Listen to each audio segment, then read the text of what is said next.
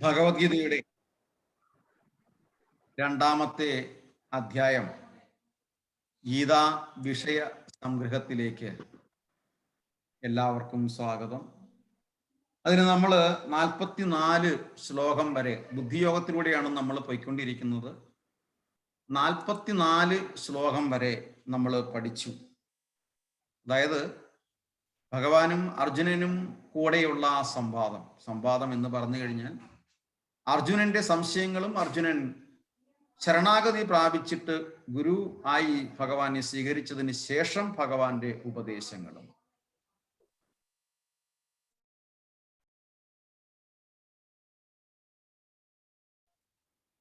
അപ്പം ഇവിടെ 2-3 കാര്യങ്ങൾ ഇന്ന് നമുക്ക് ശ്രദ്ധിക്കണം. കാര്യം നാളെ കർക്കിടകം 1 അല്ലേ? ശരിയല്ലേ? ഞാൻ ഈ അടുത്ത ഒരു 45-ാമത്തെ ശ്ലോകവും രാമായണവുമായിട്ട് നമ്മൾ കണക്ട് ചെയ്യാൻ പോവുക.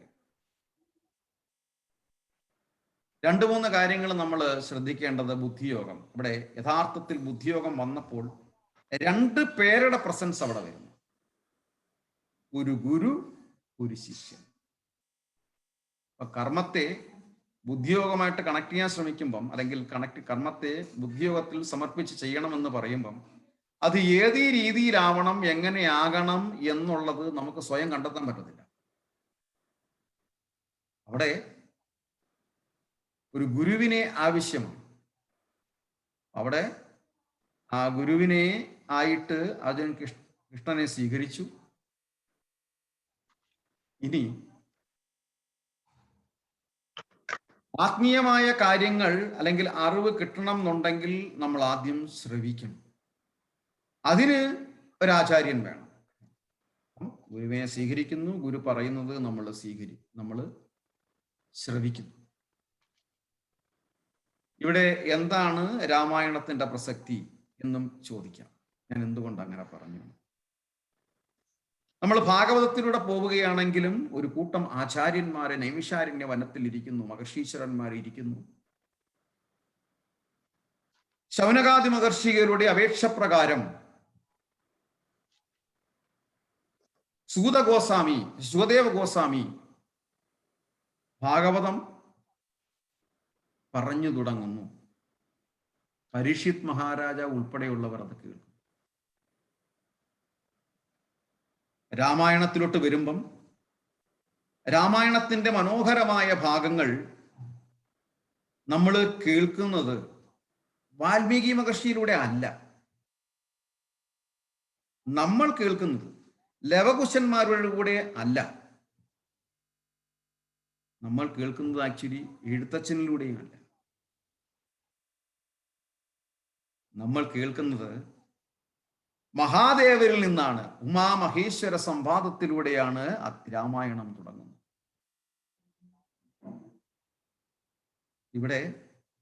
അവിടെയും ഒരു ആചാര്യൻ വന്നു. ഇവരെല്ലാം ഒരു പ്രത്യേകതയുണ്ട്. ഇവരെല്ലാം ഭഗവാന്റെ ഭക്തന്മാരായി. അതിൽ നിന്ന് തന്നെ നമുക്ക് മനസ്സിലാക്കാം, ആത്മീയമായ ഒരു അറിവ് കിട്ടണമെന്നുണ്ടെങ്കിൽ സാക്ഷാൽ ഭഗവാന്റെ ശിഷ്യന്മാരിൽ നിന്ന് വേണം അത് കേൾക്കാൻ എന്നുള്ളത്. ഉമാമഹേശ്വര സംവാദം രാമായണം തുടങ്ങുന്നത് തന്നെ അങ്ങനെയാണ്, ബാലകാണ്ഡത്തിൽ. അപ്പം ഭാഗവതമാണെങ്കിൽ കൂടി നമ്മൾ ആദ്യം കേൾക്കുന്നത് പാർവതീ ദേവിയുടെ ആണ് മഹാദേവരി കഥ പറഞ്ഞു തുടങ്ങുന്നത്. അതിനുശേഷമാണ് ശുകദേവ ഗോസ്വാമിയൊക്കെ വരുന്നത്. ഇവിടെ ഇതൊക്കെ നമുക്ക് അറിയാൻ പറ്റും. അപ്പൊ നമ്മള് ഈ കർമ്മത്തെ എങ്ങനെ ബുദ്ധിയുമായിട്ട് ബന്ധിപ്പിക്കാം എന്നുള്ളതാണ് നമ്മൾ പറഞ്ഞു വരുന്നത്. ഇനി നമ്മൾ പ്രവർത്തികൾ ഏതൊക്കെ രീതിയിലാണ് നിൽക്കുന്നത്, ഈ പ്രവർത്തികളുടെ കളികൾ എങ്ങനെയാണ്, അല്ലെങ്കിൽ പ്രവർത്തികളുടെ നിലനിൽപ്പ് എങ്ങനെയാണെന്ന് നമുക്ക് ആ ശ്ലോകത്തിലൂടെ നോക്കാം. ശേഷം വീണ്ടും രാമായണത്തിലൂടെ നമ്മൾ കടക്കാം. ഹരേ കൃഷ്ണ. ഭഗവത്ഗീത 2-ാമത്തെ അധ്യായം ശ്ലോകം 45. നമ്മൾ എടുത്തില്ലല്ലോ 45.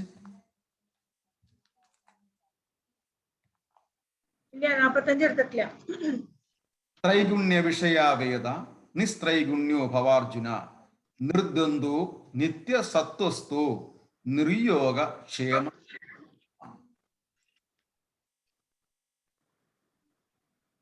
विषयो वेद त्रैगुण्य विषया वेदा त्रैगुण्यविषया वेदाः निस्त्रैगुण्यो भवार्जुन निस्त्रैगुण्यो भवार्जुन त्रैगुण्य विषया वेदा त्रैगुण्यविषया वेदा निस्त्रैगुण्यो भवार्जुन निस्त्रैगुण्यो भवार्जुन निर्द्वन्द्वो नित्यसत्त्वस्थो निर्द्वन्द्वो नित्यसत्त्वस्थः निर्योगक्षेम आत्मवान् निर्योगक्षेम आत्मवान् निर्द्वन्द्वो नित्यसत्त्वस्थो निर्द्वन्द्वो नित्यसत्त्वस्थो निर्योगक्षेम आत्मवान् निर्योगक्षेम आत्मवान् त्रैगुण्य विषया वेदा त्रैगुण्यविषया वेदा निस्त्रैगुण्यो भवार्जुन निस्त्रैगुण्यो भवार्जुन निर्द्वन्द्वो नित्यसत्त्वस्थो निर्द्वन्द्वो नित्यसत्त्वस्थो निर्योगक्षेम आत्मवान् निर्योगक्षेम आत्मवान् ശബ്ദാർത്ഥം by his grace Srila Prabhupada കി അർജുന ഏ അർജുന വേദങ്ങൾ ത്രൈഗുണ്യ വിഷയാഹ മൂന്ന് ഭൗതിക ഗുണങ്ങളെ സംബന്ധിക്കുന്നത് ആണ്. ത്വം നീ നിസ്ത്രൈഗുണ്യ ത്രിഗുണങ്ങളിൽ നിന്ന് മുക്തനായി ഭവിക്കുക. നിർദ്വന്ദ് ദ്വന്ദ്വരഹിതനും നിത്യസത്വസ്ഥ സദാശുദ്ധമായ ആധ്യാത്മികതയെ സ്ഥിതി ചെയ്യുന്നവനും നിയോഗക്ഷേമ ലാഭത്തിലോ ഭദ്രതയിലോ ആശയില്ലാത്തവനും ആത്മാവാൻ ആത്മാവിൽ ഉറച്ചവനും ഭവ ആയിത്തീരുക. പ്രകൃതിയുടെ മൂന്ന് ഗുണങ്ങളാണ് വേദങ്ങളുടെ മുഖ്യ വിഷയം. പ്രകൃതിയുടെ മൂന്ന് ഗുണങ്ങളാണ് വേദങ്ങളുടെ മുഖ്യ വിഷയം. അർജുന, നീ അവയെ അതിക്രമിക്കണം. ദ്വന്ദ്വങ്ങളിൽ നിന്നും ലാഭനഷ്ടങ്ങളെ കുറിച്ചുള്ള ഉത്കണ്ഠകളിൽ നിന്നും തികച്ചും മുക്തനായി ആത്മാവിൽ മനസ്സ് ഉറപ്പിക്കുക.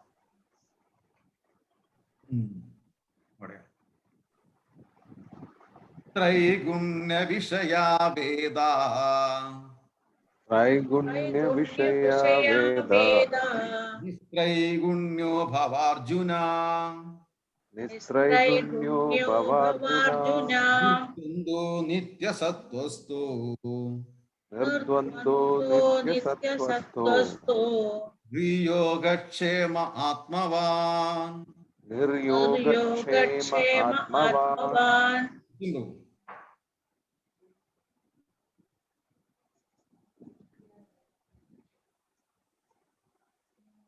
ഹരേ കൃഷ്ണ. ഹരേ കൃഷ്ണ. പറഞ്ഞോ. ശ്ലോകം വായിക്കാൻ. ഓക്കെ. ഹരേ കൃഷ്ണ. त्रैगुण्य विषया वेदा निस्त्रैगुण्यो भवार्जुन निर्द्वन्द्वो नित्यसत्त्वस्थो निर्योगक्षेम आत्मवान्. हरे कृष्ण. ഹരേ കൃഷ്ണ. സുധീർ പ്രഭു. ഹരേ കൃഷ്ണ.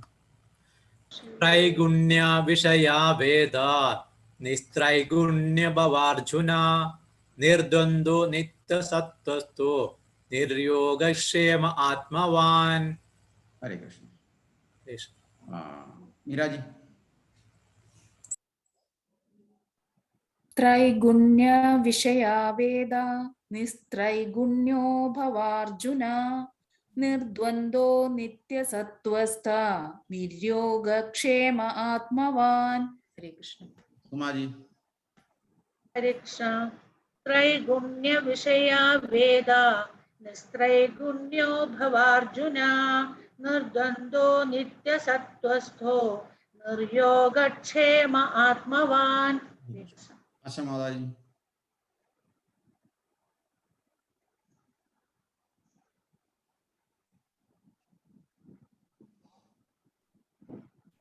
ഹരേ കൃഷ്ണ.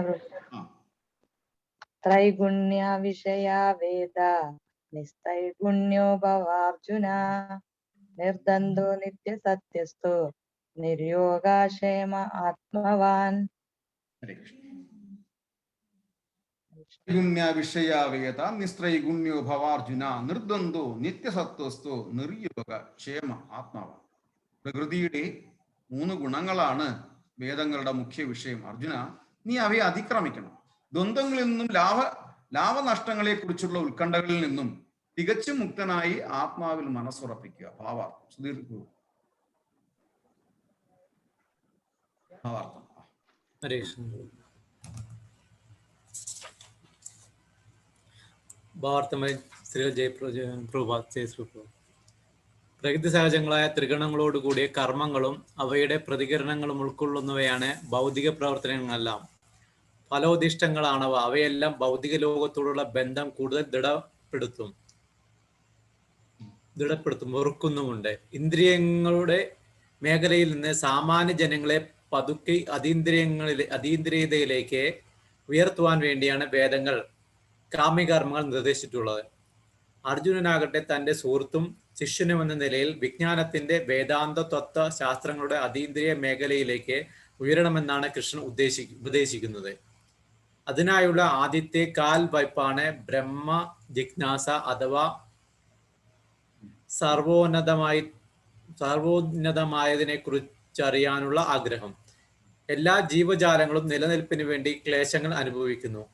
ഭൗതിക പ്രപഞ്ചം സൃഷ്ടിച്ച ശേഷം ഭഗവാൻ ജീവിക്കേണ്ടതെങ്ങനെയെന്നും ഭൗതികതയുടെ ഊരാക്കുടുക്ക് അഴിക്കേണ്ടത് ഏതു വിധമെന്നും ഉപദേശിക്കുന്ന വൈദിക വിജ്ഞാനം ജീവാത്മാക്കൾക്ക് നൽകുകയും ചെയ്തു. ഇന്ദ്രിയ സുഖങ്ങൾക്കായുള്ള പ്രവർത്തനം, അതായത് കർമ്മകാണ്ഡം എന്ന വിഭാഗം അവസാനിച്ചതിന് ശേഷം വേദവിഭാഗങ്ങളിൽ തന്നെ ഒന്നായ ഉപനിഷത്തുകളിലൂടെ ആത്മസാക്ഷാത്കാരത്തിനുള്ള അവസരവും നൽകപ്പെട്ടിട്ടുണ്ട്. അതീന്ദ്രിയ ജീവിതത്തിന്റെ തുടക്കം കുറിക്കുന്നവയത്രേ ഉപനിഷത്തുകൾ. പഞ്ചവേദമെന്ന് പറയപ്പെടുന്ന മഹാഭാരതത്തിന്റെ ഒരു ഭാഗമാണ് ഭഗവത്ഗീതയും. ഭൗതിക ശരീരമുള്ള കാലത്തോളം ത്രിഗുണാത്മകങ്ങളായ കർമ്മങ്ങളും അവയുടെ പ്രതികരണങ്ങളും തുടർന്നു പോവും. സുഖദുഃഖങ്ങളെയും ശീതോഷ്ണങ്ങളെയും പോലുള്ള ദ്വന്ദ്ങ്ങളെ തിദീക്ഷയോടെ നേരിടാൻ പരിശീലിക്കണം. അങ്ങനെ ദ്വന്ദ്ങ്ങളെ സഹിക്കാൻ കഴിവ് നേടി ലാഭനഷ്ടങ്ങളെ കുറിച്ചുള്ള ഉത്കണ്ഠയിൽ നിന്ന് മുക്തനാകണം. തികഞ്ഞ കൃഷ്ണാവബോധത്തോട് ജീവിക്കുന്നവർക്ക്, കൃഷ്ണന്റെ കരുണയെ മാത്രം ആശ്രയിക്കുന്നവർക്ക് ഈ അതീന്ദ്രിയാവസ്ഥ ലഭ്യമാവുന്നു. ഹരേ കൃഷ്ണ.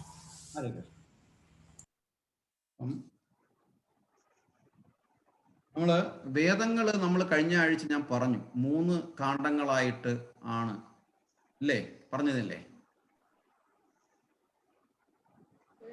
3 നമ്മൾ തിരിച്ചിരിക്കുന്നു. പറഞ്ഞിരുന്നോ?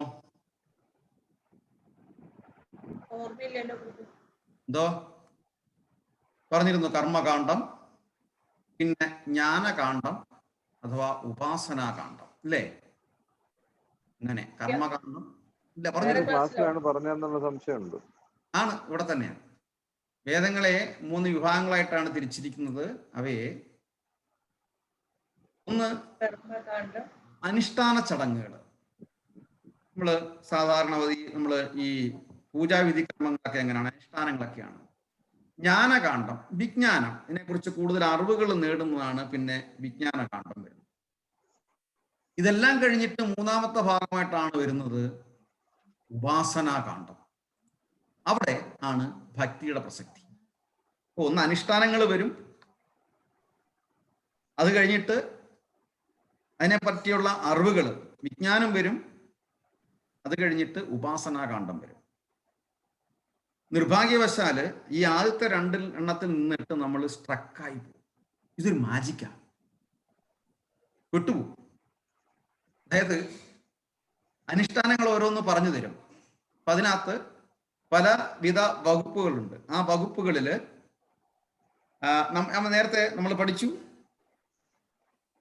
പ്രകൃതിയുടെ 3 ഗുണങ്ങളിലാണ് നിൽക്കുന്നത്. അതായത് ദുർഗാദേവിയിലാണ് നിൽക്കുന്നത്, ഭഗവാന്റെ മായാശക്തിയില്, യോഗമായയിൽ. 7ാമത്തെ പുത്രി മേലോട്ട് പോയി, ഇതാണ് യോഗമായ. ഈ യോഗമായയിലാണ് പ്രകൃതി മൊത്തം നിൽക്കുന്നത്. അതാണ് നവ കന്യ എന്ന് അറിയപ്പെടുന്നത്.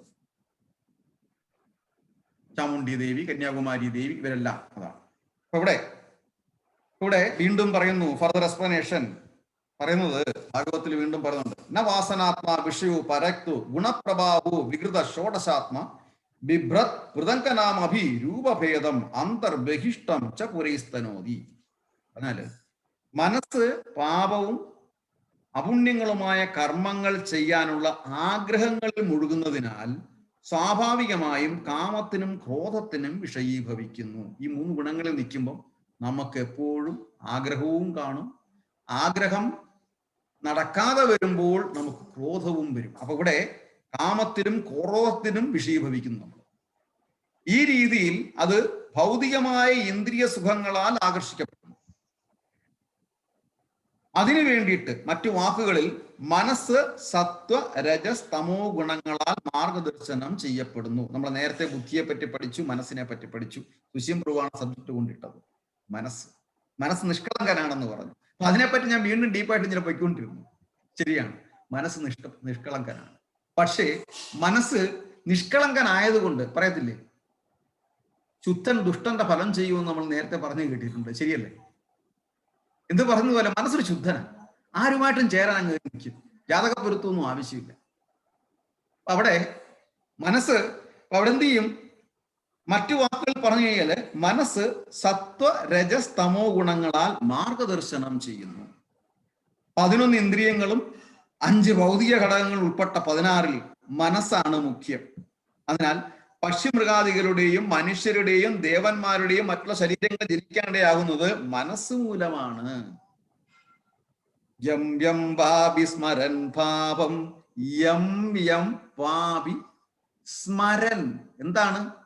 അവസാന നിമിഷം ആരെയെ സ്മരിക്കുന്നു? ഏത് ഇന്ദ്രിയം കൊണ്ടാ സ്മരിക്കുന്നത്? ഏത് ഇന്ദ്രിയം കൊണ്ടാ സ്മരിക്കുന്നത്? മനസ്സ്. മനസ്സിലായോ? എല്ലാം മനസ്സിൽ വെക്കണം. കേട്ടോ? പഠിക്കുന്ന കുട്ടികളുടെ അടുത്ത് പറയാൻ ശ്രദ്ധിച്ച് പഠിക്കണം, മനസ്സിരുത്തി പഠിക്കണം, മനസ്സിലാക്കണം. അപ്പോൾ എങ്കിൽ മാത്രമേ ഓർമ്മ വരത്തുള്ളൂ. ഇത് ചോദിക്കും മനസ്സിലായോ? അപ്പൊ നമ്മൾ പണ്ട് കളിയാക്കി പറയുമായിരുന്നു നമ്മൾ അധ്യാപകര്, മനസ്സിലാവാതെ മനസ്സിലായില്ലെന്ന് പറഞ്ഞു കഴിഞ്ഞാൽ മനസ്സിലായതും മനസ്സിലാകാതെ പോകും, മനസ്സിലായോ എന്ന് ചോദിക്കും. ഇല്ലേ? പണ്ട് ചോദിച്ച കാര്യങ്ങളാണ്. അതുപോലെ ഇവിടെ മനസ്സാണ് മുഖ്യം. അതിനാൽ പക്ഷി മൃഗാദികളുടെയും മനുഷ്യരുടെയും ദേവന്മാരുടെയും മറ്റുള്ള ശരീരങ്ങൾ ജനിക്കാനിടയാകുന്നത്, അതായത് 84 ലക്ഷം ജീവവർഗങ്ങളിൽ കൂടി ചക്രം തിരിഞ്ഞു പോകുന്നത് ഉന്നതവും അധമവും അസ്ഥിതിയിലായിരിക്കുമ്പോൾ അധവുമായ ഭൗതിക ശരീരങ്ങൾ സ്വീകരിക്കുന്നു. ഇതൊക്കെ മനസ്സിന്റെ ഇരിപ്പുവശം കൊണ്ടാണ്. അതായത് മനസ്സ് ഏത് അവസ്ഥയിലാണ് ആ അവസ്ഥ മൂലമാണ്. അപ്പൊ അങ്ങനെ വരുമ്പോഴാണ് ഈ നേരത്തെ പറഞ്ഞിരിക്കുന്ന 3 ഗുണങ്ങളിൽ നമ്മൾ പെട്ടുഴലുന്നത്. അപ്പൊ ഇവിടെ ഭഗവാൻ വീണ്ടും പറയുന്നു, വേദങ്ങളുടെ മുഖ്യ വിഷയം പ്രകൃതിയുടെ 3 ഗുണങ്ങളാണ്. സാത്വിക ഗുണം, രാജസീയ ഗുണം, തമോ ഗുണം. അതായത് ദേവാരാധന മുതൽ ഭൂതപ്രേത പിശാചുക്കൾ വരെയുള്ള ഉപാസന വരെ ഈ 3 ഗുണത്തിലുള്ളതാണ്. ഈ 3 ഗുണത്തിന്റെയും പുറത്താണ് വിഷ്ണു പൂജ. ഇതാണ് പറഞ്ഞു വന്നത്. ബാക്കിയെല്ലാം ഈ 3 ഗുണത്തിനകത്ത് നിൽക്കും. ഈ 3 ഗുണത്തിനകത്ത് നിൽക്കുമ്പം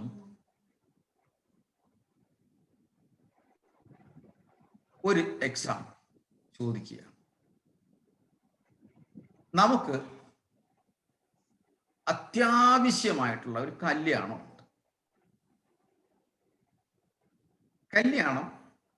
തിരുവനന്തപുരത്താണ്. 10 മണിക്ക് എത്തണം. ഒഴിച്ചുകൂടാൻ പറ്റത്തില്ല. നമ്മൾ തീരുമാനിച്ചു കഴിഞ്ഞു എത്തണം. നമ്മളെല്ലാ സംവിധാനങ്ങളും റെഡിയാക്കി നമ്മൾ 100% വാക്ക് കൊടുത്തു.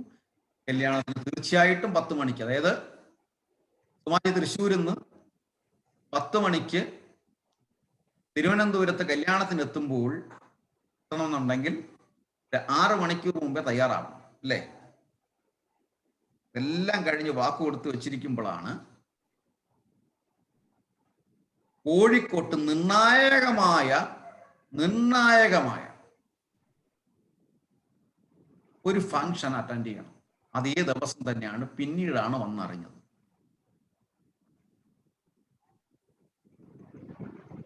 അതും 10 മണിക്കാണ്.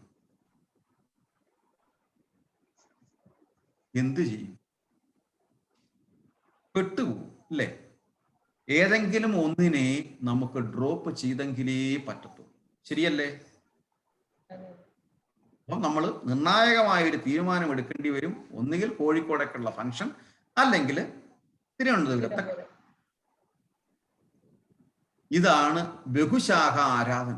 അതായത് നമ്മൾ ഒരു കാര്യത്തിന് പോകുമ്പം മറ്റൊരു കാര്യത്തിന്റെ നേട്ടത്തിനോ അല്ലെങ്കിൽ മറ്റു സംബന്ധമായ കാര്യങ്ങൾ നമുക്ക് സംബന്ധിക്കപ്പെടാനോ അത് ഫോളോ ചെയ്യാനോ പറ്റുന്നില്ല. അപ്പൊ അവിടെ എന്തായാലും ഒരു നഷ്ടം വരുന്നു. ഇവിടെ ചെറിയൊരു നേട്ടവും വരും, പക്ഷെ നഷ്ടം എന്തായാലും വരും. നമ്മൾ അവിടെ ജീവിതത്തെ ബാലൻസ് ചെയ്യേണ്ടി വരും. ഈ ബാലൻസ് അതായത് നമ്മൾ മനസ്സുകൊണ്ട് ബാലൻസ് ചെയ്യേണ്ടി വരും. ബാലൻസ് ചെയ്തു വരുമ്പോൾ നമുക്ക് സുഖദുഃഖങ്ങൾ ഉണ്ടാകും. ഒന്നേ നമ്മൾ സാക്രിഫൈസ് ചെയ്തു, നമ്മൾ വേണ്ടെന്ന് തീരുമാനിച്ചു, ഇല്ലേ? ശരിയല്ലേ? ശരിയോ തെറ്റോ? ആണ്. ഒന്നിനെ ഡ്രോപ്പ് ചെയ്തിട്ടാണ് ഞാൻ ഒരു അനുഷ്ഠാനത്തിന്റെ പുറകെ പോകുന്നത്. ഈ അനുഷ്ഠാനങ്ങളെല്ലാം ഈക്വലായിട്ട് 33 ദേവതമാരോടുള്ള അനുഷ്ഠാനങ്ങളെല്ലാം ഈക്വലായിട്ട് വേണ്ടതാണ്. എല്ലാവരും നമ്മുടെ ഫംഗ്ഷനെ കൺട്രോൾ ചെയ്യുന്നുണ്ട്. എല്ലാവരും നമ്മുടെ ജീവിതത്തിന്റെ ഭാഗവാക്കുകളാണ് നമ്മുടെ വിജയത്തിന്റെ. ഒരു ദേവനെയോ ഒരു ദേവതയെയോ ഒഴിച്ചുകൂടാൻ പറ്റില്ല. സത്യം. ഇത് അതുകൊണ്ടാണ് ഇപ്പൊ നമുക്ക് ആരെങ്കിലുമൊക്കെ ഒഴിച്ചു കൂട്ടി മാത്രമേ നമുക്ക് 1000 കൈകളോ 1000 തലകളോ ഒന്നുമില്ല. ഏതെങ്കിലും ഒരാളെ മാത്രമേ കോൺസെൻട്രേറ്റ് ചെയ്യാൻ പറ്റത്തുള്ളൂ. ശരിയല്ലേ? അല്ലെങ്കിൽ രാജേഷിന് പോകുമ്പോൾ സ്പെഷ്യൽ അഡീഷണൽ എന്നൊക്കെ പറയാറുണ്ട്. മാത്സ് സ്പെഷ്യൽ, മാത്സ് മെയിൻ എടുത്തിട്ട് സയൻസ് സ്പെഷ്യൽ എന്നൊക്കെ പണ്ടുണ്ടായിരുന്നു, ഇല്ലേ? ഇല്ലേ, ബുദ്ധി കൂടുതലുള്ള കുട്ടികൾ അല്ലേ സുശീം പ്രഭു സയൻസ് എടുക്കും, സയൻസ് എടുത്തിട്ട് എന്താ മാത്സ് സ്പെഷ്യൽ എടുക്കും എന്ന് പറയും. ഞങ്ങളൊക്കെ ബുദ്ധി ഇല്ലാത്തതുകൊണ്ട് ചരിത്രത്തിന് പുറകെ പോയി,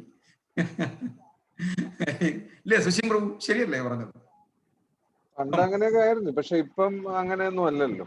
പണ്ടങ്ങനെയൊക്കെ അല്ലേ? പണ്ടത്തെ കാര്യമല്ലേ അറിയത്തുള്ളൂ, അതുകൊണ്ടാ പറഞ്ഞത്. പണ്ടത്തെ കാര്യം അങ്ങനെ ആയിരുന്നു, പക്ഷെ ഇപ്പൊ സയൻസ് ചരിത്രമൊക്കെ പഠിക്കാൻ പോണവരും മിടുക്കരായിട്ടുള്ളവരും അവർക്ക് വേണ്ടാന്ന് പറഞ്ഞിട്ട് പോണവരും അപ്പം ഇപ്പൊ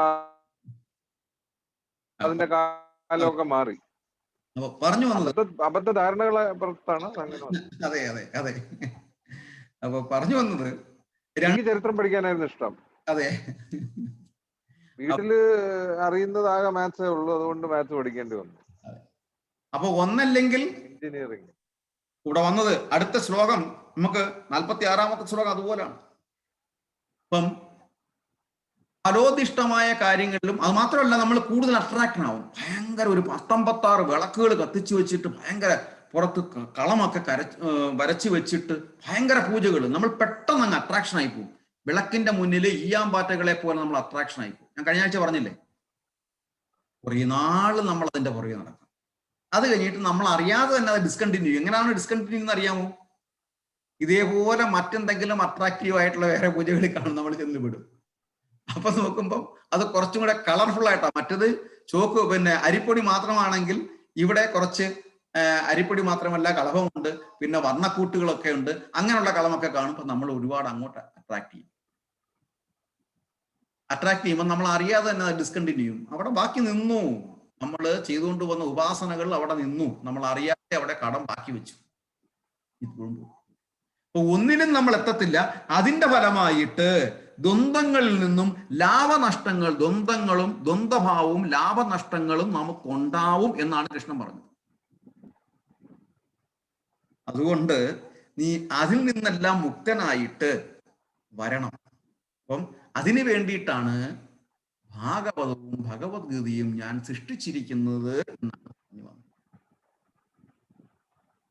ഭാഗവതം തുടങ്ങുമ്പോൾ തന്നെ എല്ലാ വേദങ്ങളും എഴുതിയിട്ട് നാരദ മഹർഷി വിഷമിച്ചിരിക്കുമ്പോൾ, വ്യാസമഹർഷി വളരെ വിഷമിച്ചിരിക്കുമ്പോഴാണ് നാരദ മഹർഷി വന്നത്.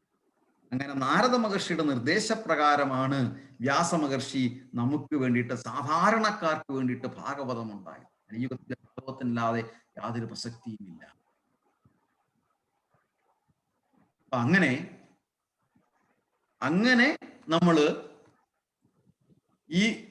ഇതെല്ലാം മനസ്സിലാക്കി നമ്മൾ പുറത്തു വന്നിട്ട് ഭഗവാനെ നമ്മൾ മനസ്സിലാക്കാൻ ശ്രമിക്കണം. ഈ മനസ്സിലാക്കാൻ ശ്രമിക്കുന്നതിനാണ് ഇനിഷ്യേഷൻ എന്ന് പറയുന്നത്. ചില ഇടത്തിൽ ഞാൻ ഇനിഷ്യേഷൻ എടുത്തിട്ടുണ്ട്. ഇനിഷ്യേഷൻ വലിയ കാര്യമൊന്നുമല്ല. ഞാൻ ഭഗവാനെ മനസ്സിലാക്കാൻ തുടങ്ങി, ഇത്രയേ ഉള്ളൂ. അല്ലാതെ വലിയ ആളെന്നുള്ളതല്ല. അപ്പൊ ഞങ്ങളെപ്പോലുള്ളവർ പറയും ഞങ്ങൾ ഇനിഷ്യേറ്റ് ഒക്കെ എടുത്തേക്കാന്ന് പറയും. ഇനിഷ്യേഷൻ എന്ത് ഇനിഷ്യേറ്റ്? പ്രീ ഡിഗ്രിക്ക് തോറ്റിട്ട് അത് തോറ്റെന്ന് പറയത്തില്ല, ഇംഗ്ലീഷ് പോയി എന്ന് പറയും. എന്ന് പറയുന്നതിൻ്റെ കൂട്ടം ഇനിഷ്യേഷൻ എടുത്തെന്ന് പറഞ്ഞാൽ വലിയ ആളൊന്നുമല്ല, ഭഗവാനെ മനസ്സിലാക്കാൻ തുടങ്ങി എന്നുള്ളതാണ്. അപ്പൊ അവിടെ അതായത് അവിടെ ഒരു അവസാനമല്ല, ആരംഭം. നമ്മൾ ആരംഭിച്ചിരിക്കുന്നു എന്തിനു വേണ്ടിയിട്ട്? ഭഗവാനെ മനസ്സിലാക്കാൻ ആരംഭിച്ചിരിക്കുന്നു. അതായത് പ്രബുദ്ധ ലോകത്തേക്ക് പ്രവേശിക്കാൻ നമ്മൾ സമ്മതിക്കുന്നു എന്നതുള്ളതാണ്. അപ്പം ഒരു പുരോഗതി കൈവരിക്കും എന്ന് മനസ്സിലാക്കി ആ സമാരംഭമായിട്ട് ഭഗവാനെ മനസ്സിലാക്കാൻ നമ്മൾ തീരുമാനിച്ചു. അപ്പം അങ്ങനെ പറയുമ്പോൾ ഇവിടെ കൂടിയിരിക്കുന്നവര് നമ്മളെല്ലാം തന്നെ ഇനിഷ്യേറ്റഡ് ആണ്. നമ്മളെല്ലാം ഒന്നുകിൽ ഭഗവാനെ അല്ലെങ്കിൽ ഭഗവാന്റെ ശിഷ്യന്മാരാൽ ഇനിഷ്യേറ്റഡ് ആണ്. കുമാരി നടുവേദന എടുക്കുന്നുണ്ടോ? ഹരേ കൃഷ്ണ. അപ്പം ഇനിഷ്യേറ്റഡ് ആണ്. അപ്പൊ ചെറിയ കുട്ടി പേര് വിളിച്ചിട്ടുള്ളൂ. എന്തോ? ചെറിയ കുട്ടിയുടെ പേര് വിളിക്കണ പോലെയാണ്, പേര് തന്നിട്ടുള്ളൂ. അതെ, അതാ ഞാൻ പറഞ്ഞത്, ഇനിഷ്യേറ്റഡ് ആണ്. അതെ. അപ്പം നമ്മൾ ഇനിഷ്യേറ്റഡ് ആകും. ഇപ്പം പ്രഭുപാദത്തോട് ഒരു പ്രാവശ്യം ചോദിച്ചു, അയാൾ ചോദിച്ചു, നിങ്ങളെല്ലാവരും ഇനിഷ്യേറ്റഡ് ആണ് എന്ന് സമാരംഭം. ഓക്കെ, എത്ര പേര് ഈ ലോകത്തിൽ ഇനിഷ്യേറ്റ് ചെയ്തു? അങ്ങയുടെ മുന്നിൽ കണക്കുകളൊക്കെ ഉണ്ടോ? പ്രഭുപാദർ പറഞ്ഞത്, വിമാനത്തിൽ നമുക്ക് യാത്ര ചെയ്യണം, ദുബായിലേക്ക് പോകണം അല്ലെങ്കിൽ അമേരിക്കയ്ക്ക് പോകണം, അത്യാവശ്യമാണ്. അപ്പം നമ്മൾ ട്രാവൽ ഏജൻസി പോയി നമ്മൾ ടിക്കറ്റ് എടുക്കാൻ ചെല്ലുമ്പം നമ്മൾ ആ ട്രാവൽ ഏജൻസിയോട് ചോദിക്കുന്നില്ല, നിങ്ങൾ എത്ര ടിക്കറ്റ് വിറ്റു, ഒരു ദിവസം എത്ര ടിക്കറ്റ് വിൽക്കും, ഈ ഫ്ലൈറ്റിൽ എത്ര യാത്രക്കാരുണ്ട് എന്നൊന്നും നമ്മൾ ചോദിക്കുന്നില്ല. നമ്മൾ മറ്റുള്ളവരെ ശ്രദ്ധിക്കുന്നതേ ഇല്ല. നമ്മുടെ ആവശ്യം നമുക്ക് ദുബായ് അല്ലെങ്കിൽ അമേരിക്കയ്ക്ക് പോകണം, ശരിയല്ലേ? അപ്പം നമ്മൾ കോൺസെൻട്രേറ്റ് ചെയ്യുന്നു, നീ യാത്ര ചെയ്യില്ലയോ, നിങ്ങൾ എത്ര ടിക്കറ്റ് വിറ്റോ ഇല്ലയോ, എനിക്ക് ഇത്രാം തീയതി യാത്രയ്ക്ക് പോകണം, അതിന് നമുക്ക് ടിക്കറ്റ് വേണം, ഞാൻ പേ ചെയ്യുന്നു, നീ എനിക്ക് തരണം, ഇത്രയേ ഉള്ളു കാര്യം. ഇതുപോലെയാണ് ഭഗവാന്റെ അടുത്തേക്ക് പോകുന്നത്. മറ്റുള്ളവര് എന്ത് ചോദിക്കുന്നു, അല്ലെങ്കിൽ ഈ ലോകത്തിൽ എത്ര പേര് ഭഗവാനെ വിളിക്കുന്നു എന്നൊന്നും അല്ല ചിന്ത. നമുക്ക് ഈ ദ്വന്ദ്മോഹത്തിൽ നിന്നും നമ്മൾ ആ കാര്യത്തിൽ നമ്മൾ സ്വാർത്ഥനാവണം. നമുക്ക് ഈ ദ്വന്ദ്മോഹത്തിൽ നിന്നും, നമുക്ക് ഈ സുഖദുഃഖങ്ങളിൽ നിന്നും നമുക്ക് മുക്തനായിട്ട് മനസ്സിനൊരു സമാധാനമായിട്ട് ഒരു എന്താ പറയുന്നത്, ഓളങ്ങളില്ലാത്ത ഒരു പ്രതലത്തിലൂടെ നമുക്ക് ജീവിതം കൊണ്ടുപോകണം. അത് ഭഗവാനാണ് ആശ്രയം എന്നാണ് ഭഗവാൻ പറഞ്ഞിരിക്കുന്നത്. അങ്ങനെ വരുമ്പോൾ ഞാൻ രാമായണത്തിന്റെ ഭാഗത്തേക്ക് എന്തുകൊണ്ടാണ് കണക്ട് ചെയ്യുന്നത് ചോദിച്ചു കഴിഞ്ഞാൽ, ഞാൻ നേരത്തെ പറഞ്ഞു 3 കാണ്ഡങ്ങളാണുള്ളത് എന്നുള്ളത് പറഞ്ഞു. ആ 3 കാണ്ഡം ഏതൊക്കെയാണ് ഞാൻ പറഞ്ഞത്? കർമ്മകാന്ഡം, അനുഷ്ഠാനം, ജ്ഞാനകാന്ഡം ആൻഡ് ഉപാസനാകാന്ഡം. കർമ്മകാന്ഡം, ജ്ഞാനകാന്ഡം, ഉപാസനാകാന്ഡം. കർമ്മകാന്ഡവും ജ്ഞാനകാന്ഡത്തിലും ഒന്ന് സ്ട്രക്ക്. ഇനിയാണ് രാമായണത്തെ പറ്റി ആരെങ്കിലും ചോദിക്കുമ്പോൾ, രാമായണ മാസത്തിലേക്ക് പോകുമ്പോൾ ചില കാര്യങ്ങൾ നമ്മൾ ബേസിക്കലി മനസ്സിലാക്കും.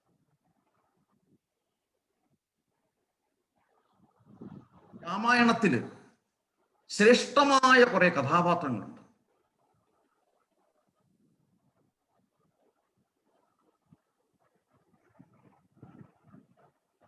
ആ കഥാപാത്രങ്ങൾ ആരൊക്കെയാണ്? ശ്രേഷ്ഠമായ കഥാപാത്രങ്ങൾ.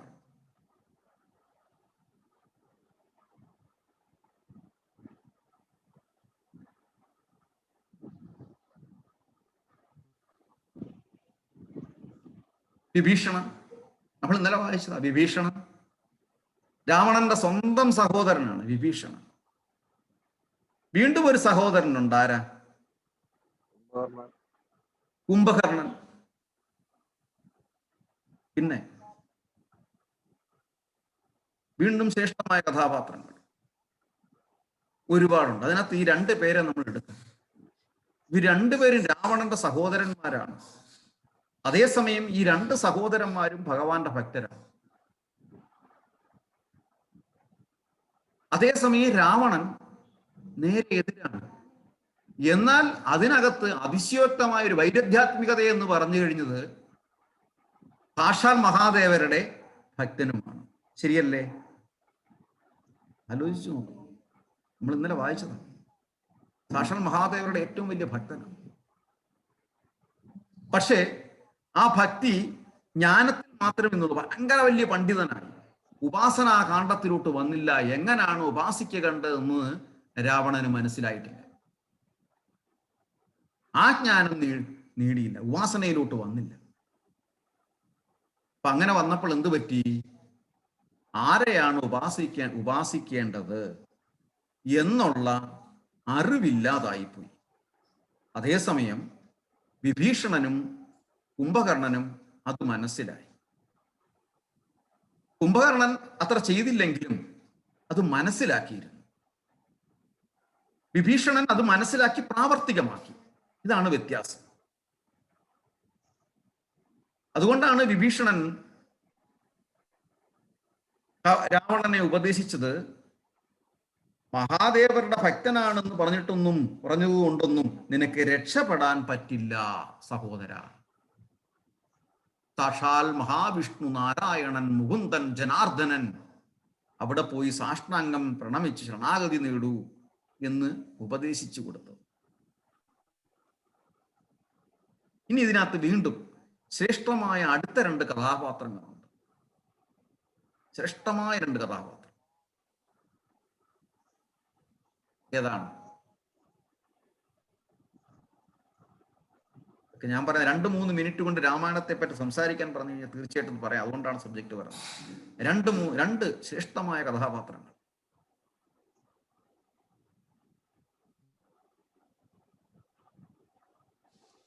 ഹനുമാൻ ദേവൻ, സീതാദേവി. ഈ രണ്ട് പേരെ കൊണ്ടാണ് രാമായണം പിന്നെ മുന്നോട്ട് പോകുന്നത്. ഭഗവാന്റെ ശ്രേഷ്ഠനായ ശ്രീരാമചന്ദ്ര പ്രഭുവിന്റെ ശ്രേഷ്ഠനായ ഭക്തൻ ഹനുമാൻ ദേവൻ. അത് കഴിഞ്ഞു എന്നുള്ളതല്ല, പിന്നെ ഭഗവാന്റെ ഭാര്യ ലക്ഷ്മി ദേവി, പത്നി ലക്ഷ്മി ദേവി, സീതാദേവി, ഇവരെ രണ്ടുപേരും കൊണ്ടാണ് രാമായണത്തെ പിന്നെ ഫുള്ള് കൊണ്ടുപോകുന്നത്. ശരിയല്ലേ?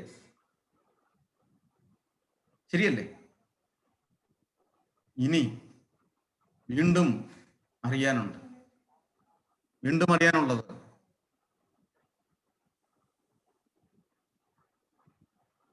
ഇനിഷ്യേഷൻ എന്ന് നമ്മൾ പറഞ്ഞു. അതായത് ഒരു ആചാര്യനെ സമീപിച്ച് ഭഗവാന്റെ അടുത്തേക്ക് പോകാനുള്ള ആ ഉപദേശങ്ങൾ സ്വീകരിച്ചു. രാമായണത്തിൽ അങ്ങനെ ഒരു കഥാപാത്രമുണ്ട്. ആരാണ്? ആ കഥാപാത്രത്തെ കൊണ്ടാണ് രാമായണം ഉണ്ടായിരിക്കുന്നത്. ആരാണ്?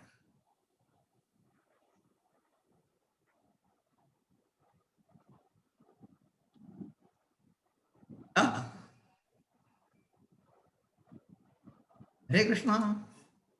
ആരാത്?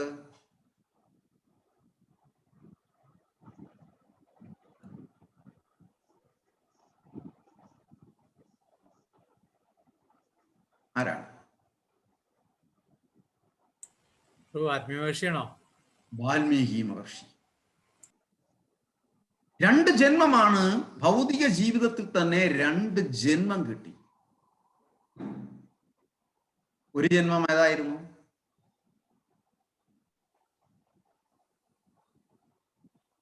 കള്ളനും പിടിച്ചുപറിക്കാരനുമായ രത്നാകരൻ. തമോ ഗുണത്തിലുള്ള ഒരു ജന്മം. ആ തമോ ഗുണത്തിലുള്ള ജന്മത്തിൽ നിന്ന് 2ാമത്തെ ജന്മത്തിലേക്ക് റീഫോർമേറ്റീവ് ആവുകയാണ്. നമുക്കപ്പം നമ്മൾ ഒരു ജനിച്ചു കഴിഞ്ഞാൽ റീഫോർമേഷൻ ആണ് ആവശ്യം. റീഫോർമേഷൻ ജീവിതത്തിൽ നമുക്ക് റീഫോർമേഷൻ ആവശ്യമാണ്. അങ്ങനെ രത്നാകരൻ ശരീരം മാറുന്നില്ല, പക്ഷേ മനസ്സ് മാറുന്നു. ഒരു റീഇൻഫോർമേഷൻ വരുന്നു. അങ്ങനെ മനസ്സ് മാറി. എങ്ങനെ മാറി?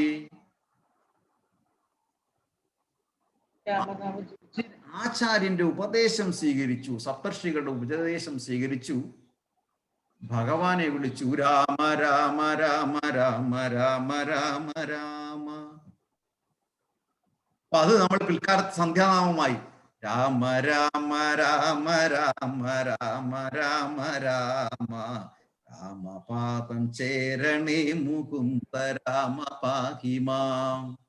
രാമ രാമ രാമ രാമ രാമ രാമ രാമ രാമപാദം ചേരണേ മുകുന്ദ രാമ പാഹിമാം. ഏറ്റവും കൂടുതൽ ബുക്കുകൾ ചെലവഴിക്കുന്ന ഒരു കാലഘട്ടം ഉണ്ടായിരുന്നു, സന്ധ്യാനാമ പുസ്തകം. ഇതിൽ ആദ്യത്തെ വരികളാണ് പ്രതിസന്ധികളിൽ രാമനാമം ജപിക്കുക എന്നുള്ളത്. ഇന്ന് അതിന്റെ സ്ഥാനത്ത് കുടുംബവിളക്കും പരസ്പരവും അങ്ങനെയൊക്കെ വന്നുപോയി.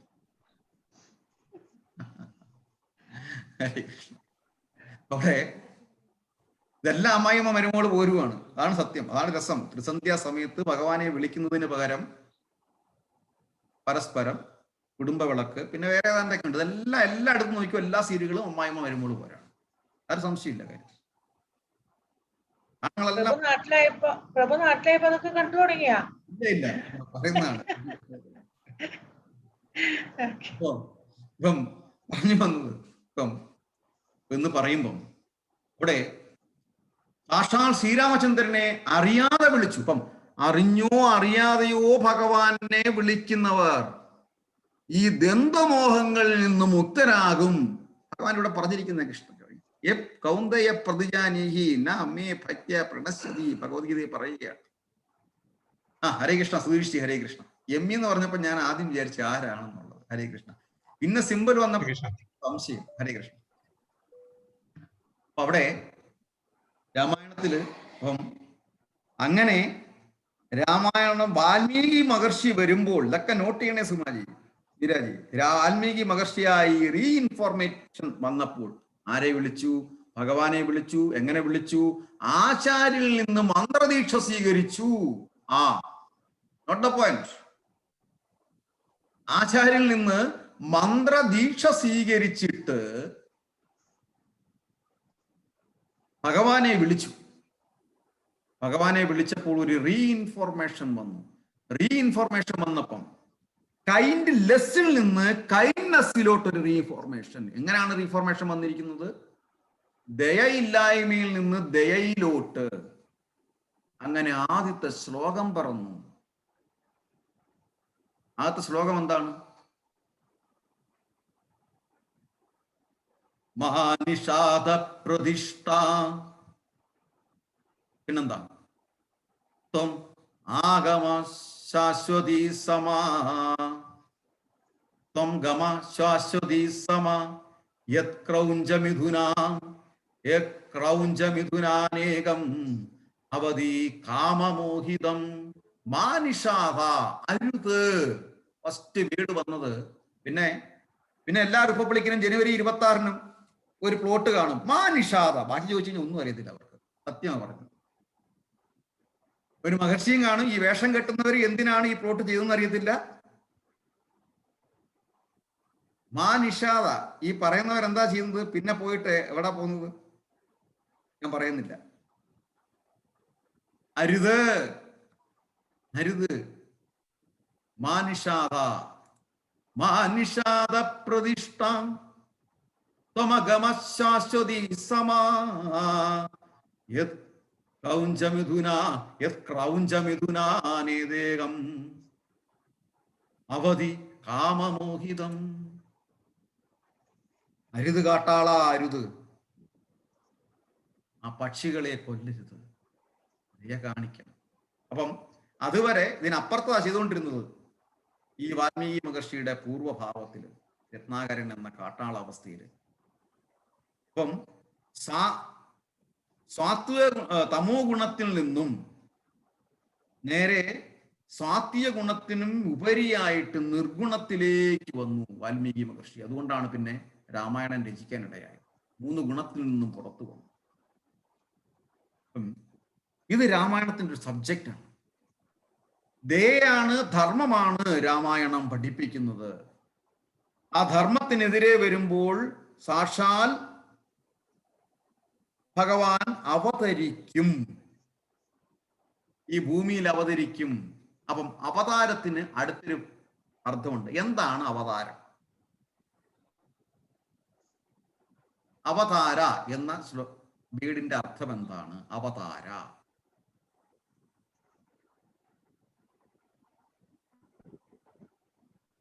ഭൂമിയുടെ ഭാരം തീർക്കുന്നത്. ഭഗവാൻ അവതരിക്കുക എന്ന് പറഞ്ഞു കഴിഞ്ഞാൽ ഭൂമിയുടെ ഭാരം ശമിപ്പിക്കുവാനായിട്ട് ഭഗവാൻ ഭൂമിയിലേക്ക് വരുന്നു. ഇത്രയും ഇതിനെയാണ് അവതാര എന്ന് പറയുന്നത്. ഭൂമിയുടെ ഭാരം ശമിപ്പിക്കുക.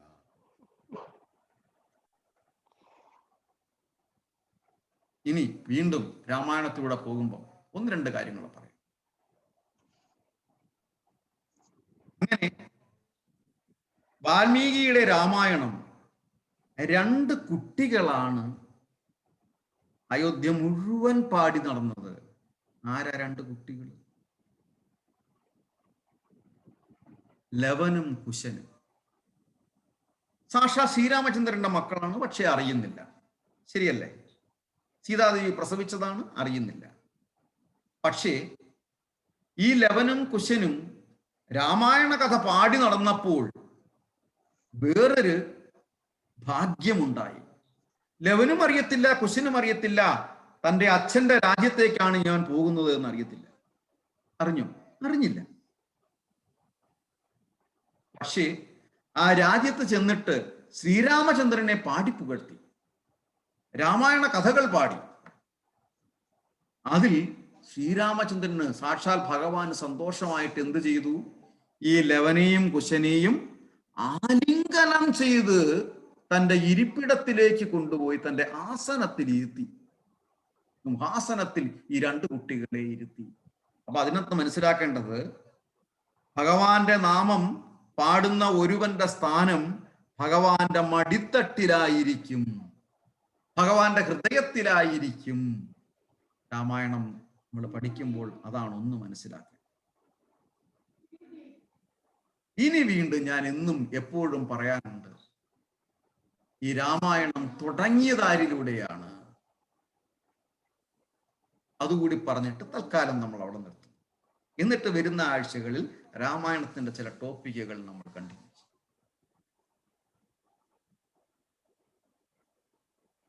എന്താണ് രാമായണം? ആരിലൂടെ തുടങ്ങി?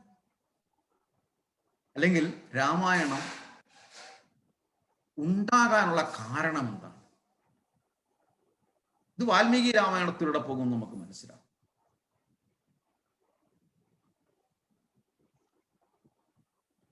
പറയാൻ പറ്റുമോ?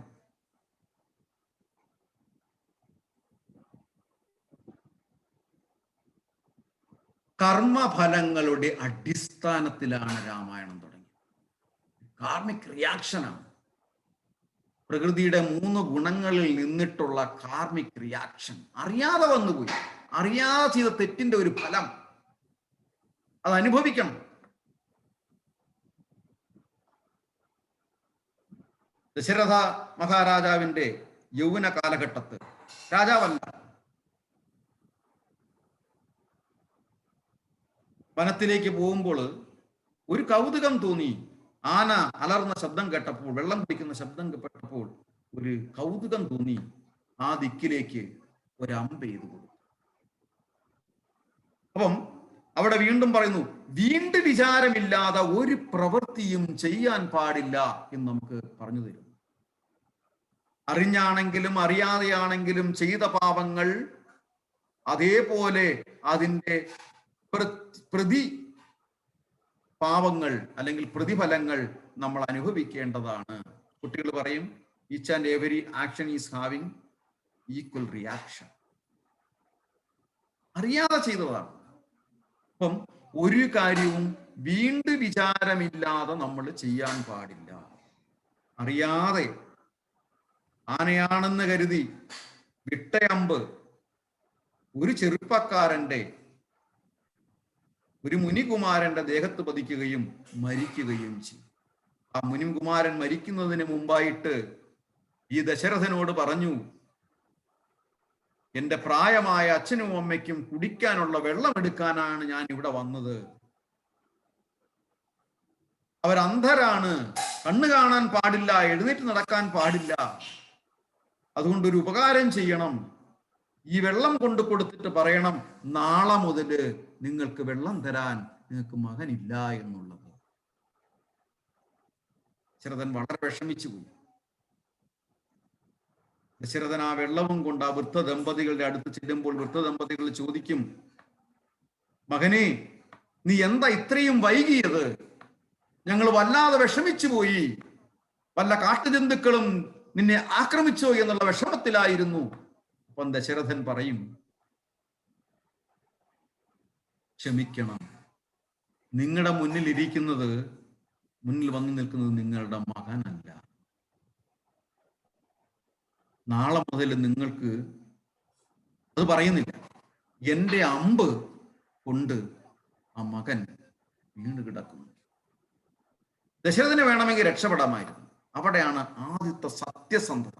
നമ്മൾ എന്ത് തെറ്റ് ചെയ്തു കഴിഞ്ഞാലും ആ തെറ്റിനെ അഡ്മിറ്റ് ചെയ്യാനുള്ള, സമ്മതിക്കാനുള്ള ഒരു മാനസിക വികാരം നമുക്ക് ഉണ്ടാവണം. ദശരഥന് അത് ഉപേക്ഷിച്ചു പോകാമായിരുന്നു. രാജാവിന്റെ പുത്രനാണ്, രാജകുമാരനാണ്, ആരും ചോദ്യം ചെയ്യത്തില്ല, ഈ ശാപവും ഏൽക്കത്തില്ല, കളഞ്ഞിട്ട് പോയാൽ മതി. പക്ഷെ ദശരഥൻ ചെയ്തില്ല. ചെയ്ത തെറ്റ് ഏറ്റുപറഞ്ഞു. അതുകൊണ്ട് തന്നെ ആ വൃദ്ധ ദമ്പതികൾ പറഞ്ഞു, സത്യം പറഞ്ഞതുകൊണ്ട് നിന്നെ ഞാൻ ശപിക്കുന്നില്ല, ശിക്ഷ തരുന്നില്ല, കഠിനമായ ശിക്ഷകളൊന്നും തരുന്നില്ല. പക്ഷെ ഒരു ഉപകാരം ചെയ്യണം, അവസാനമായിട്ട് ഞങ്ങളുടെ മകനെ കാണണം, ഒന്ന് അവിടെ കൊണ്ടെത്തിക്കൂ എന്ന് പറഞ്ഞു. ചെന്നു, കൊണ്ടുപോയി സ്പർശിച്ചു. അവര് കരഞ്ഞു. ആ മുനികുമാരൻ മരിച്ചു.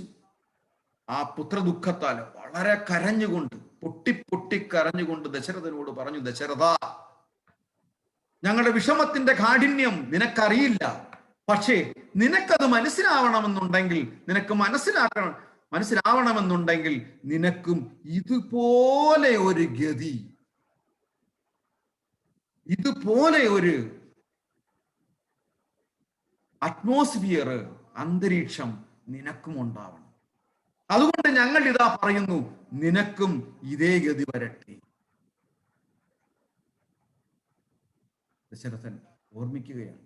രാമായണം കർമ്മഫലത്തിൽ നിന്നും, കാർമിക് റിയാക്ഷനിൽ നിന്നുമാണ് രാമായണം തുടങ്ങുന്നത്.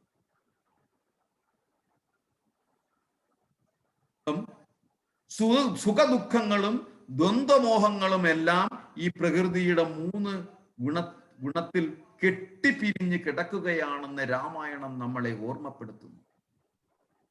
ഇതിനെല്ലാം ശാശ്വതമായ പരിഹാരം എന്ന് പറയുന്നത് വാൽമീകി മഹർഷി ചെയ്തതുപോലെ രാമ രാമ രാമ രാമ രാമ രാമ രാമ രാമപാദം രാമപാദം ചേരണേ മുകുന്ദ രാമ പാഹിമാം. മുകുന്ദ, ഭഗവാനെ കൃഷ്ണ എന്നാണ് ലാസ്റ്റ് പറയുന്നത്. ആ ഭഗവാന്റെ പാദങ്ങളിൽ നമ്മൾ ശരണാഗതി നേടിയെങ്കിൽ മാത്രമേ പറ്റത്തുള്ളൂ. അത് തന്നെയാണ് ഭഗവത്ഗീതയിലെ 2-ാമത്തെ അധ്യായം 45-ാമത്തെ ശ്ലോകം, തുടർന്ന് 46-ാമത്തെ ശ്ലോകവും പറയുന്നു. അങ്ങനെ ഭഗവത്ഗീതയുടെ 2-ാമത്തെ അധ്യായം ഗീതാ വിഷയ സംഗ്രഹം പറയുന്നതോടൊപ്പം നാളെ കർക്കിടക മാസം 1 രാമായണത്തെ പറ്റിയും ശ്രീരാമചന്ദ്രനെ പറ്റിയും ശ്രീരാമചന്ദ്ര ഭക്തരെ പറ്റിയും നമ്മൾ ഇന്ന് പറഞ്ഞു കഴിഞ്ഞു.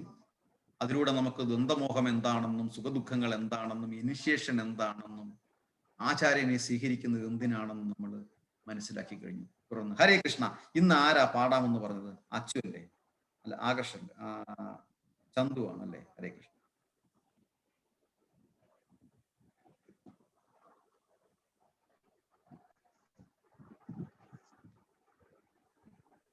ഹരേ കൃഷ്ണ. സുമാജി ഹരേ കൃഷ്ണ ഉണ്ടോ? ചന്തു ഉണ്ടോ? ചന്തു ഇല്ലല്ലോ പ്രഭു. ഹരേ കൃഷ്ണ. ആകർഷ് ഉണ്ടോ അവിടെ? ഹരേ കൃഷ്ണ. ആകർഷും ചന്തുവാണ് പെൻഡിങ് കിടക്കുന്ന പാട്ടുപാടാൻ.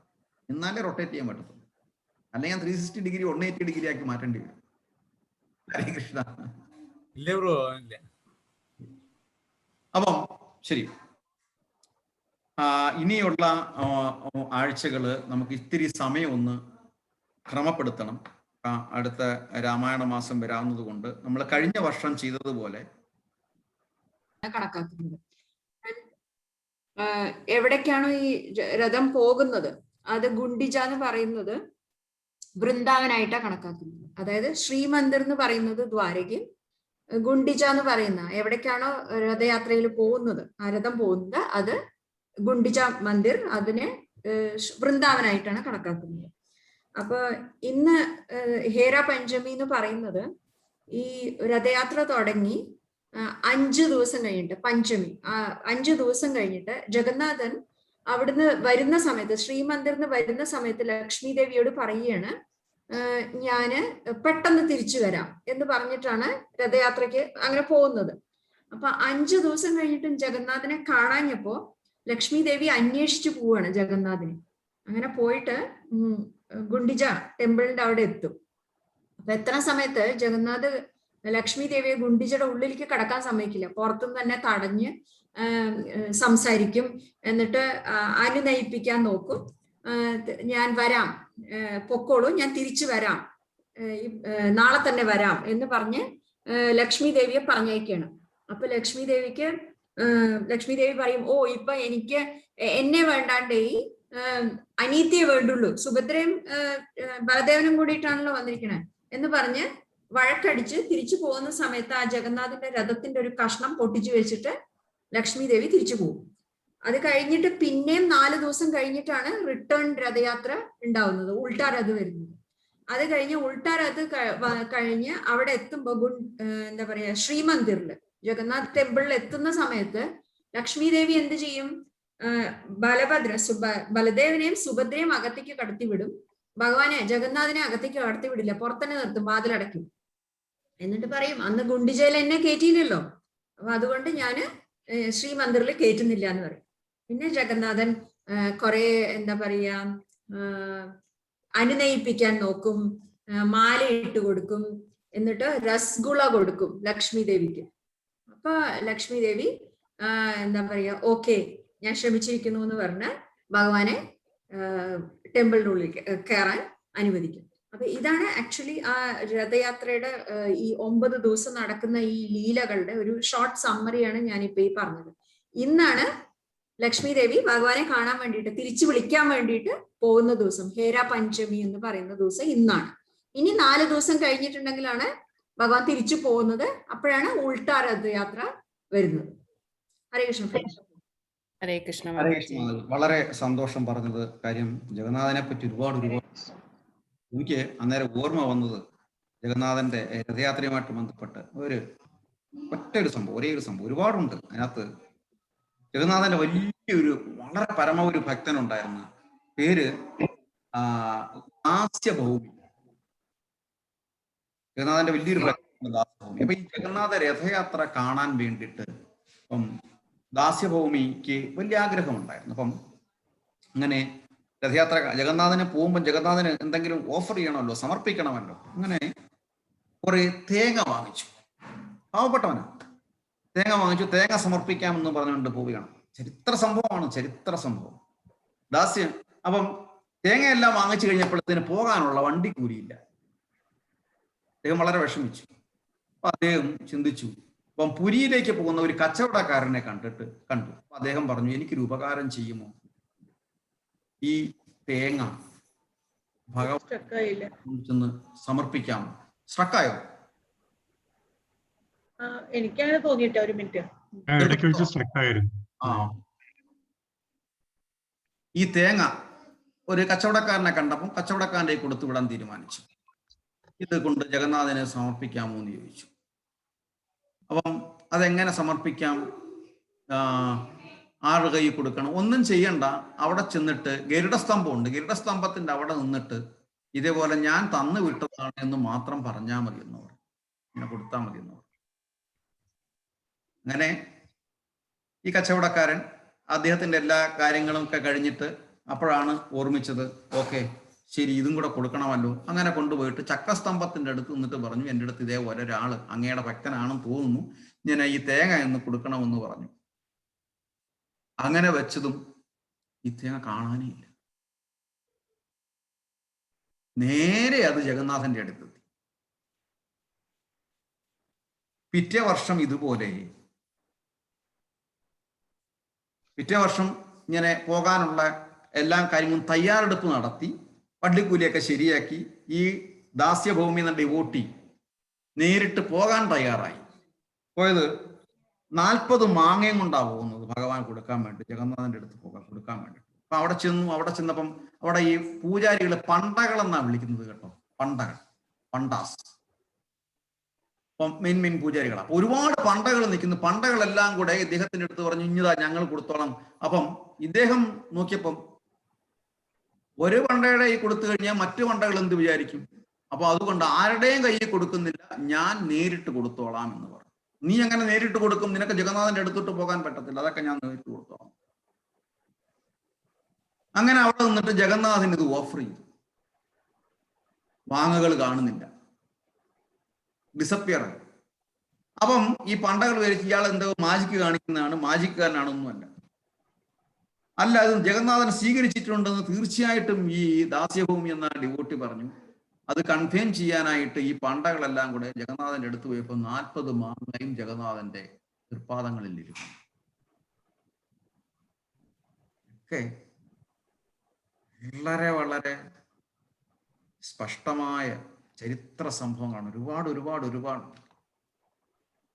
ഗീതാഗോവിന്ദം എഴുതുന്നതും ഒക്കെ വളരെ ഗീതാഗോവിന്ദമാണെന്ന് തോന്നുന്നു. ജയദേവ കവികളുടെ ഏതോ വരികൾ എഴുതിയതും ജഗന്നാഥാഷ്ടകത്തിൽ ബന്ധപ്പെട്ട് സ്മിതമാതാജി, എനിക്ക് കറക്റ്റായിട്ട് കൃത്യമായിട്ട് ആ അറ്റ്മോസ്ഫിയർ ഓർമ്മ വരുന്നില്ല. ജഗന്നാഥൻ തന്നെയാണ് ആ വരികൾ എഴുതുന്നത്. അങ്ങനെ ഒരുപാട് ഉണ്ട്. സുശീം പ്രഭു, ഹരേ കൃഷ്ണ. ജഗന്നാഥ് ഹരേ കൃഷ്ണ. പറയൂ സുശീം പ്രഭു. ഞാൻ കഴിഞ്ഞ ആഴ്ച പറഞ്ഞതിന്റെ ഒരു കണ്ടിന്യൂഷൻ ഉണ്ട്. കഴിഞ്ഞ ആഴ്ച ഞാൻ എവിടെ പറഞ്ഞായിരുന്നു, അത് ഈ വിഗ്രഹാരാധനയെ കുറിച്ച് ഞാൻ പറഞ്ഞിരുന്നല്ലോ. അതിന്റെ ബാക്കിയുള്ള ശ്ലോകങ്ങളില് കുറച്ചുകൂടെ വ്യക്തമായിട്ട് പറയുന്നുണ്ട്. സെൽഫ് റിയലൈസ്ഡ് ആയിട്ടുള്ള ഒരാള് വിഗ്രഹാരാധന നടത്തേണ്ടതില്ല എന്നാണ്. സെൽഫ് റിയലൈസേഷൻ വരെ വിഗ്രഹാരാധന പറയുന്നുണ്ട്. അത് വളരെ കൃത്യമായിട്ട് പിന്നുള്ള ശ്ലോകങ്ങളിൽ പറയുന്നുണ്ട്. അതായത് എന്റെ ഹൃദയത്തിൽ ഭഗവാൻ ഇരിക്കുന്നു, എന്റെ നേരെ എതിരെ നിൽക്കുന്ന ആളിന്റെ അല്ലെങ്കിൽ ജീവികളുടെ ഹൃദയത്തിലും ഭഗവാൻ ഇരിക്കുന്നു എന്ന് റിയലൈസ് ചെയ്ത ആളിന് വിഗ്രഹാരാധന തമോഗുണത്തിലാണ്. അതിന് ഒരു ഭാഷ, ഒരു വാക്കുണ്ടായിരുന്നു, അവരെ പറയുന്നൊരു വാക്കുണ്ടായിരുന്നു. ബാബാജിയൊക്കെ അത് കൃത്യമായി പറയുന്നുണ്ട്. ബാബാജിയൊക്കെ അതിനകത്ത് വരും. കാര്യം ബാബാജിയൊക്കെ അവരുടെ എഴുന്നേക്കുന്നത് പോലും, രാവിലെ എഴുന്നേക്കുന്നു ഉറങ്ങുന്നത് പോലും ഒരു പ്രത്യേക സമയമൊന്നുമില്ല. കാര്യം അവരെപ്പോഴും ട്രാൻസ്ഡെൻഡൽ രീതിയിലാണ്. ഒരുവൻ എനിക്ക് ആരാധനകൾ അർപ്പിക്കുകയും മറ്റു ശരീരങ്ങളുടെ അസൂയ പുലർത്തുകയും ചെയ്താൽ അക്കാരണത്താൽ അവൻ വിഭാഗീയനായിരിക്കും. മറ്റു ജീവസത്തകളുടെ ശത്രുഭാവമുള്ള അവന് മനസ്സിന് ഒരിക്കലും സമാധാനം കിട്ടത്തില്ല. ദിസ് ഇസ് വൺ ശ്ലോകം. അതിന്റെ തൊട്ടടുത്തുള്ള ശ്ലോകമാണ്. ഇന്നലെ അന്ന് ഞാൻ പറഞ്ഞു, എന്റെ പ്രിയപ്പെട്ട മത, ഒരു വ്യക്തി ക്ഷേത്രത്തിലെ എന്റെ വിഗ്രഹങ്ങളെ ഉചിതമായ ആചാരങ്ങളുടെയും അനുസരണകളുടെയും ആരാധനകൾ അർപ്പിച്ചാലും സകല ജീവജാലങ്ങളിലുമുള്ള എന്റെ സാന്നിധ്യത്തെ പറ്റി അജ്ഞനാണെങ്കിൽ ഞാൻ അവനിൽ പ്രസാദിക്കില്ല. അതാണ് നമ്മൾ കഴിഞ്ഞ ആഴ്ച പറഞ്ഞ കനിഷ്ഠ ഭക്തൻ. വിഗ്രഹങ്ങളോട് ക്ഷേത്ര ആരാധനയോട് താല്പര്യമുണ്ട്, മറ്റുള്ള ജീവജാലങ്ങളോട് ഒരു താല്പര്യവും ഇല്ല. അതിൽ കാര്യമില്ല. ഒരു കാര്യമില്ല. No point. പിന്നെ അടുത്തതിൽ പറയുന്നുണ്ട്, ഒരുവൻ എന്റെ സാന്നിധ്യം സ്വന്തം ഹൃദയത്തിലും മറ്റു ജീവികളുടെ ഹൃദയങ്ങളിലും സാക്ഷാത്കരിക്കുന്നത് വരെ അവന്റെ നിയത കർമ്മങ്ങൾ അനുസരിച്ച് പരമദിവത്വം പുരുഷനായ ഭഗവാന്റെ വിഗ്രഹത്തെ ആരാധിക്കണം. സാക്ഷാത്കരിക്കുന്നത് വരെ. അതാണ് നമ്മൾ കഴിഞ്ഞ ആഴ്ച പറഞ്ഞത്. ഭഗവാനുമായിട്ടൊരു കോൺവെർസേഷൻ, ഒരു ഇന്ററാക്ഷൻ ഉണ്ടാകണമെന്നുണ്ടെങ്കിൽ ഡൈറ്റി വർഷിപ്പ്. ഡൈറ്റി എന്ന് പറയുമ്പോൾ അതാണ് കഴിഞ്ഞ ആഴ്ച ഇന്ന് പറഞ്ഞത്. ഇനിഷ്യേഷൻ മാത്രമേ ഉള്ളൂ. Initiation self realization. അതാണ് ഇവിടെ പറയുന്നത്. ഭഗവാന്റെ ലീലകൾ, ഭഗവാന്റെ ചരിതങ്ങൾ, ഭഗവാന്റെ ശ്രേഷ്ഠ ഭക്തരെ ഇവരെയൊക്കെ മനസ്സിലാക്കണം എന്നുണ്ടെങ്കിൽ ആദ്യം നമുക്ക് ഡൈറ്റി വർഷിപ്പ്. ഡൈറ്റി വർഷിപ്പ് എന്ന് പറയുമ്പോൾ ഈതർ വിഗ്രഹം അല്ലെങ്കിൽ ഭഗവാന്റെ ഫോട്ടോ, ഇത് രണ്ടിൽ ഏതെങ്കിലും. ശ്ലോകത്തിൽ അടുത്തും കൂടെ പറയാം ഞാൻ പ്രഭു. ഏതെങ്കിലും ഒരുവൻ തന്നിൽ നിന്ന് ബാഹ്യ പ്രകൃതം കാരണം ഭേദവീക്ഷണത്തോട് മറ്റ് ജീവസത്തകളെ വീക്ഷിക്കുകയും അവരോട് പെരുമാറുകയും ചെയ്താൽ ഞാൻ അവന് മൃത്യുവിന്റെ ആളെന്ന അഗ്നി പോലുള്ള ഭയത്തിന് ഹേതുവാകും. ഭേദചിന്ത. തുല്യനിന്ദ സ്ഥിതിർ മൗനി ഒരു ശ്ലോകം ഉണ്ടല്ലോ. തുല്യനിന്ദ സ്ഥിതിർ മൗനി സന്തുഷ്ടോ എന്ന കാര്യം അത് ഭക്തന്റെ ഇതിലാണ് വരുന്നത്. ഇത് ക്ലിയർ ആയിട്ടും മറ്റുള്ളവരെ മോശമായി കണ്ടാൽ അസൂയാരഹിതമായ ഭക്തിയുത സേവനം കൂടിയേ തീരൂ. അതിനകത്ത് മറ്റു ജീവികൾ എല്ലാം വരും ഇതിനകത്ത്. തീർച്ചയായിട്ടും എല്ലാവരുടെ ഉള്ളിലും ഭഗവാൻ ഇരിക്കുന്ന ആ റിയലൈസേഷൻ വന്നില്ലെങ്കിൽ വിഗ്രഹാരാധന കൊണ്ടും കാര്യമില്ല. കാര്യമില്ല. അതാണ് അവിടെയാണ് റീഇൻഫോർമേഷൻ. എന്നാൽ ഇത് റിയലൈസ് ചെയ്ത് കഴിഞ്ഞാൽ വിഗ്രഹാരാധന ആവശ്യവുമില്ല. റിയലൈസ് ചെയ്യുമ്പോഴല്ലേ. അതെ, റിയലൈസേഷൻ ഈസ് ഡിഫറെന്റ് തിങ്. ആ റിയലൈസേഷന് വേണ്ടിയിട്ടാണ് നമ്മൾ ഇങ്ങനെ റിയലൈസേഷന് വേണ്ടി ശ്രമിക്കാം. അത്ര എന്നാണോ അറിയില്ല, എന്നാണോ അവിടെ എത്തുന്നതെന്ന് അറിയില്ല. അപ്പൊ അവിടെയാണ് അതുവരെ അവിടെയാണ് കുറച്ചും കൂടെ സിമ്പിൾ ആയിട്ട്. ഹായ് സ്നിഗ്ധ, ഹരേ കൃഷ്ണ.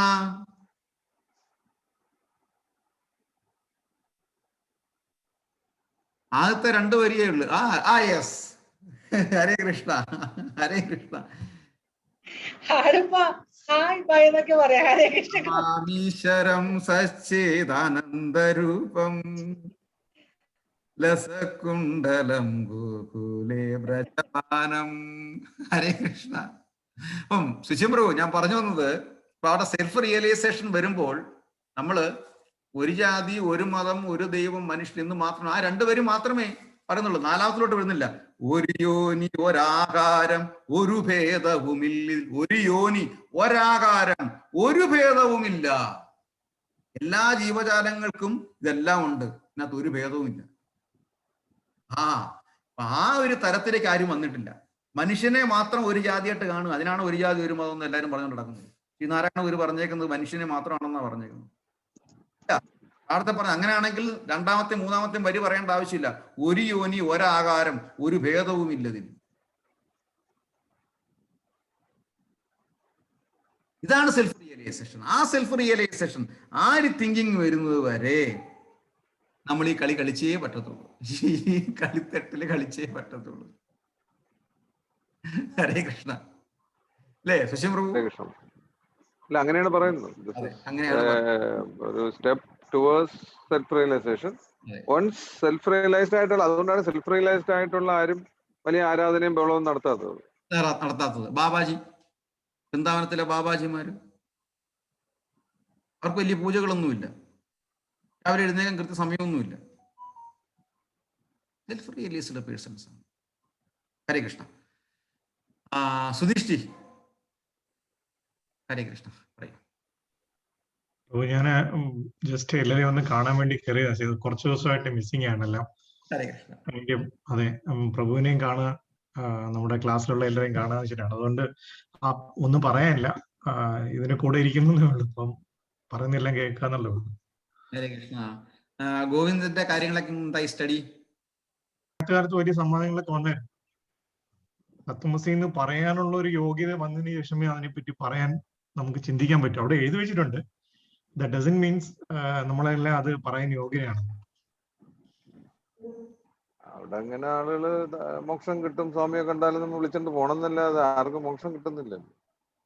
എല്ലാരും ഇതിന് തിരിച്ചിറങ്ങി പറയുന്നത് കഴിയുമ്പോ ദ്വന്ദ്വചിന്തയായിട്ട് ഭേദചിന്തയായിട്ടാണല്ലോ ഇറങ്ങുന്നത്. രഘു, അതുകൊണ്ടാണ് മോഷം കിട്ടാൻ വേണ്ടി പോയിട്ടേ താഴോട്ടിറങ്ങി 18-ാം പടി കഴിഞ്ഞ് 19-ാമതിനോട്ട് വീഴുമ്പോ അവിടെ വേറെ കച്ചവടം ഉണ്ടല്ലോ, അങ്ങോട്ട് പോയി കഴിഞ്ഞാൽ എങ്ങനെ മോഷം കിട്ടുന്നത്? ഈ എഡ്യൂക്കേഷൻ ഇല്ല, റിയലൈസേഷനും ഇല്ല, രണ്ടും ഇല്ല. അപ്പൊ പിന്നെ കാര്യം ഉണ്ടാവും അറിഞ്ഞില്ല. എന്തായാലും എന്തെങ്കിലുമൊക്കെ അടക്കട്ടെ. എന്തെങ്കിലുമൊക്കെ പറഞ്ഞ് 40 ദിവസം വെജിറ്റേറിയൻ ആയിരിക്കുന്നെങ്കിൽ നല്ലതല്ലേ, അതൊരു കാര്യം. ഹരേ കൃഷ്ണ. അത്രയും ദിവസം നന്നായിരിക്കുന്നെങ്കിൽ അത് തന്നെ വലിയ കാര്യം. അതെ അതെ അതെ.